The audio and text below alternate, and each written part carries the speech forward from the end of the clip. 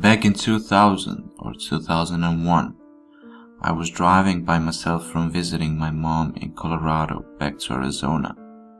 I was in a station wagon and had a desk my mom had given me that was my grandfather's. I've always been scared driving at night that there is someone in my backseat that's going to get me. This might be because of too many scary movies or because my mom's paranoia rubbed off on me. I was in the army and drove back and forth a lot to visit her. She would get mad at me for sleeping at rest stops or gas stations and tell me someone was going to kidnap me and kill me, but I just didn't want to be bothered with the hassle and expense of a motel most of the time. I digress. So, I'm driving an empty stretch of highway late at night with no other cars around. This red truck comes up behind me, flashing his lights and honking his horn at me. I was thinking to myself that there was something wrong with my car, or maybe there was something wrong with the desk in the hatchback, because why else would he be so insistent on me pulling over? So, I pull over. I was in my mid-20s and still a bit naive, and got out of my car. As I'm getting out of my car, he's directly behind me and still flashing his lights and honking his horn. I got to about the middle of the car. I planned on going to the back to see what could have been wrong with my car when it hit me. Why is he still honking at me when I'm out of my car? That's odd. He gets out of his truck. That's when I knew something just wasn't right.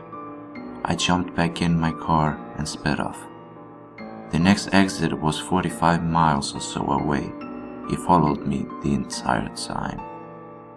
I take the first exit and go to a crowded grocery store with a laundromat next to it. There was an ambulance parked at the laundromat with its lights flashing, and I was next to it. I figured if there is an ambulance, then eventually a police officer should come. The man stayed in his truck in the grocery store parking lot, watching me the entire time. I was terrified. I did not want to get out of my car and felt like an idiot if I would have to tell someone what happened. I waited about an hour and he finally left. After he left, I waited a little longer before continuing my drive back to Arizona. I was paranoid and watchful for any red trucks the entire time. Fast forward about 5 or 6 years. I'm watching Unsolved Mysteries or some similar type crime show with my hubby at the time. He knew what happened as we were dating when it happened. And what story pops up?